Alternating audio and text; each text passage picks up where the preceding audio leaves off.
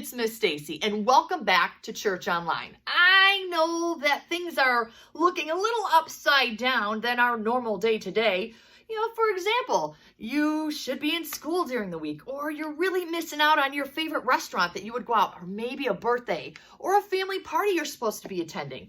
And even church looks a little upside down. But that's okay, because God meets us where we're at. He's always been so good to us. So when you're worshiping in your home, that's okay, because somebody else is worshiping in their home, somebody else is listening to the message, and together we are learning and growing in Jesus. And that's what's important, even though things can be a little upside down. So I want to thank you for joining us with Church Online today.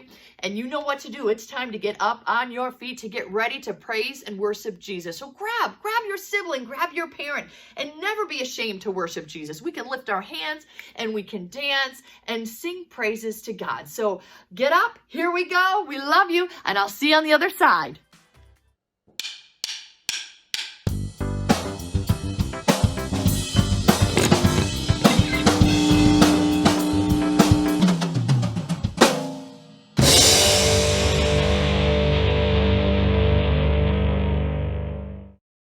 What's it like to feel humbled? Oh, that's not a word we use every day, but it's humbling when you receive a gift you didn't expect. It's humbling when someone says you don't have to pay even though you messed up. It's humbling when your dad takes an entire day off of work just to spend it with you. It's humbling when you see an incredible sunset and realize that God handcrafted it with you in mind. Wow. Being humbled makes you feel small in a good way. It makes you feel grateful. When someone chooses to put you first like that, it can make your day. So why not do that for the people around you? You can choose to give up what you think you deserve to put others first. Let your sister pick the family movie even though it's your turn. Skip the pool party so you can hang out with your friend who broke his leg and can't go. Use some of your birthday money to help a family who doesn't have enough to eat. True humility is thinking of yourself less and others more. When you live your life with humility, you bring praise to God. You lift Him high because others can see God at work in you. That's why humility is an amazing way to worship God with your life. Because worship is about more than just singing loud. It's all about living loud.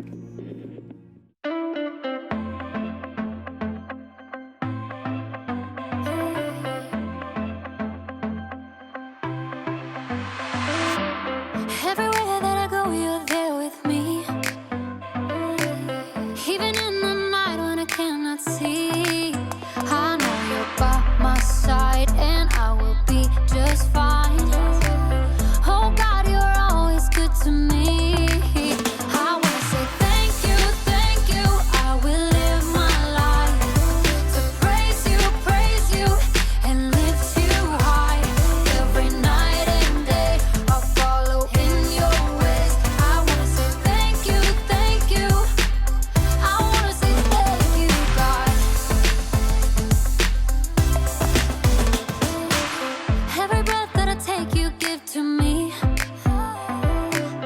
Every brand new day is a blessing. I know you're by my side and I will be just fine. Oh God, you're always good to me. I wanna say thank you. I will live my life to praise you, and lift you high. Every night and day I'll follow in your ways. I wanna say thank you. I wanna say thank you, God. I wanna say thank you for mercy and kindness, for grace that is endless, love and forgiveness. I wanna say thank you for mercy and kindness, for grace that is endless, love and forgiveness. I wanna say thank you. I will live my life to praise you, and lift you high. Every night and day I'll follow in your ways. I wanna say thank you. I wanna say thank you, God.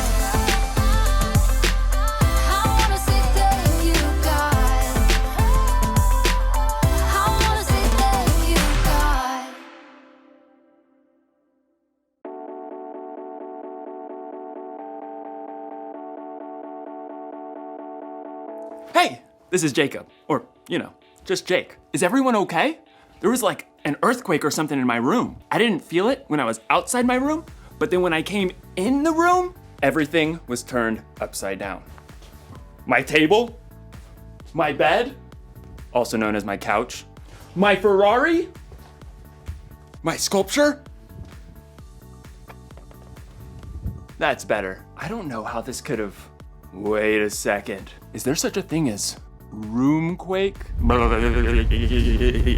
Yeah, that must be it. Anyway, I'm supposed to talk to you today about something called humility. Humility is putting others first by giving up what you think you deserve. So that means like doing stuff for others, I guess? Like my friend Chris. He's really good at humility. I mean, he humiliates me like all the time. Am I saying that right? Humiliate. Humiliate. He shows humility to me. He's super busy, but he always takes the time to put me first by playing his April Fool's surprises on me. Like the time he put my keys in Jell-O. Or the time he made me a tray of brownies.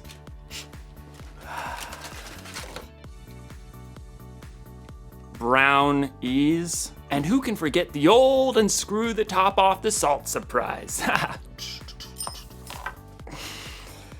Chris is a funny guy. Hey, you know what I think? And this is just between you and me. Chris is the one who turned all my stuff upside down. It wasn't a roomquake after all. This must have taken a really long time. I mean, he turned all my stuff upside down. I do need to call my mom. This must have taken a lot of work. I'm not sure that it's fair that Chris keeps playing all these April Fool's month surprises on me, and I haven't even got him once. I don't deserve this. What I deserve is to get him back. Was that my toaster? The story today is about Jesus when he prayed in the garden while his friends couldn't even stay awake to keep watch. Jesus didn't deserve that. I wonder what he did about it. Stay tuned. I'm gonna come up with a way to turn the tables on Chris. Chris is gonna notice when he goes in his room the tables aren't the way he remembered them. I'm gonna get the revenge I deserve. I'm gonna get the revenge I deserve, is what I'm trying to say. Yeah, okay. The Bible. It's 66 books of history, stories, letters, and poetry that fit together to form God's one big story. The epic adventure of how he created us and loves us so much that he made a way to rescue us. As we travel through the Bible, from Genesis to Revelation, we discover people who met God and found their lives changed forever. And now for an amazing story, inspired by the book of Matthew, chapter 26, verses 36 through 56. For months, the Jewish religious leaders had been plotting to silence Jesus. He called us pretenders, snakes! On the Sunday before Passover, Jesus entered Jerusalem to great cheers from the crowds. Blessed is the one who comes in the name of the Lord! But even as the crowd swarmed in to see what Jesus would do and say, one of Jesus' closest followers, Judas, went to the religious leaders with a very sneaky plan. What are you willing to give me if I deliver him over to you? How about a cool 30 pieces of silver?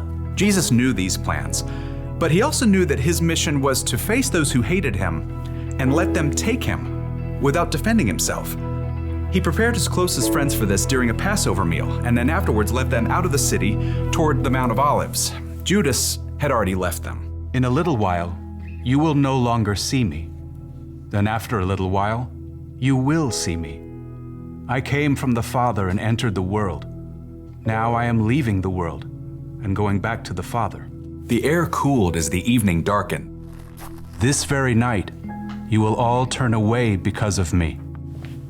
Peter, the most outspoken of Jesus' friends, quickened his step and tightened his hand on the sword he was carrying. All the others may turn away because of you, but I never will. What I'm about to tell you is true. It will happen tonight. Before the rooster crows, you will say 3 times that you don't know me. I may have to die with you, but I will never say I don't know you. Me too. Same! By the time Jesus and his friends reached the Garden of Gethsemane, they were exhausted. Sit here while I go over there and pray. As the other disciples settled in on the cold, rough ground, Jesus took Peter, James, and John along with him to a grove of ancient olive trees. The weight of what was coming pressed down on him. My soul is very sad. I feel close to death. Stay here. Keep watch with me. We're here for you. We got this. Prayers. The three friends found seats among the knotted tree roots, and Jesus went on a little further. Then suddenly, he fell down on the ground, face first into the dirt. Words poured out from deep inside. My Father, if it is possible, take this cup of suffering away from me. But let what you want be done, not what I want. After a short time, Jesus returned to his friends. They had all fallen into restless sleep. Jesus touched Peter's arm.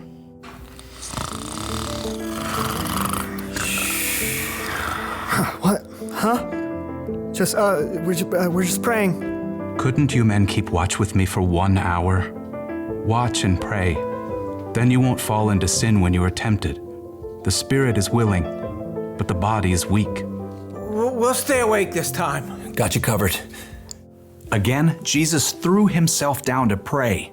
His pain was so deep, blood and sweat beaded on his forehead. My Father, is it possible for this cup to be taken away? But if I must drink it, may what you want be done. Jesus returned to his friends once more, to find them still sleeping. The agony in his spirit forced Jesus to lay his heart out to God once more. He prayed the desperate words again, begging God to take away what was coming, and at the same time, revealing his complete trust in God's plan. Let what you want be done, not what I want. At last, Jesus knew the time had come. He returned to find Peter, James, and John buried deep in sleep. Beyond them, his other followers slept too. Are you still sleeping and resting? The disciples struggled through a fog of sleep, blinking and yawning. Below them, torchlight showed an angry mob climbing up the hill. The men were waving swords and clubs, shouting as they came. Look, the hour has come. The Son of Man is about to be handed over to sinners. Get up, let us go. Here comes the one who is handing me over to them. Jesus' friends staggered to their feet, and Peter clutched his sword. As the mob marched closer, they could see the man in front of the mob. It was their friend Judas. Judas? What are you doing? The mob had been sent by the Jewish religious leaders. Judas had already explained to them that he would greet Jesus with a kiss, so they would know exactly which man to arrest. Greetings, teacher. Judas ignored the other disciples and went directly to Jesus, kissing him on the cheek in greeting. Jesus drew back and looked Judas directly in the face. Friend, do what you came to do. The mob surged forward as the disciples just stood there, frozen and confused. As men grabbed Jesus, Peter suddenly sprang to life, awkwardly drawing his sword. Should we use our swords?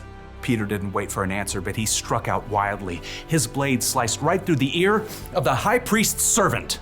Oh! Stop this! Jesus touched the servant's ear. Immediately, he was healed.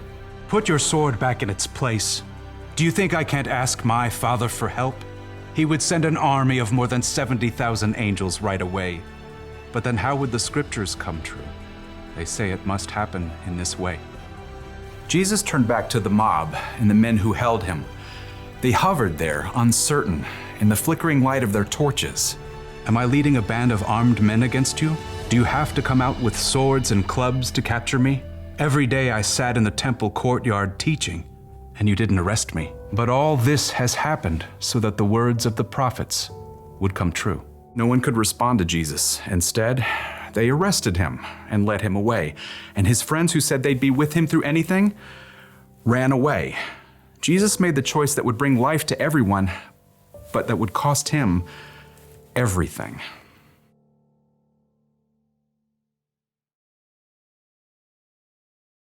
Somebody's gonna get a mustard-filled donut later, and I'm finally gonna get what I deserve. Hey, Did you know that Jesus didn't deserve all that stuff that happened to him? Like when his friends ditched him when he needed them? And when those people arrested Jesus even though he never did anything he wasn't supposed to? And then, when he was put on that cross, what? Jesus could calm a storm with his hand and bring dead people back to life. Why do you let all that bad stuff happen to him? Turns out, it was all a part of the plan. When God created the world a whole bunch of years ago, he knew people were going to need help if they were going to have a relationship with him. So, he told people he was sending someone who would have to pay for all the stuff they did wrong. And that someone was Jesus.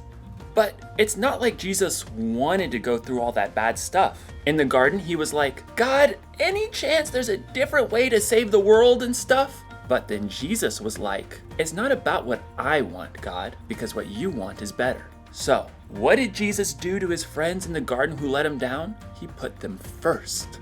And what did Jesus do to those people who arrested him for no reason? He put them first. And what did Jesus do for you, me, and the whole world? He put us first. It's kind of an upside down way of doing things. Putting somebody else first for no reason when they don't earn it or when they may not even deserve it. I bet we can put people first like Jesus did. We could let someone else pick what restaurant to go to or what video game to play. We could give up our place in line sometimes. Or when someone surprises us by turning our room upside down, we could choose to not get even. So, here's the one thing I learned today. Put others first.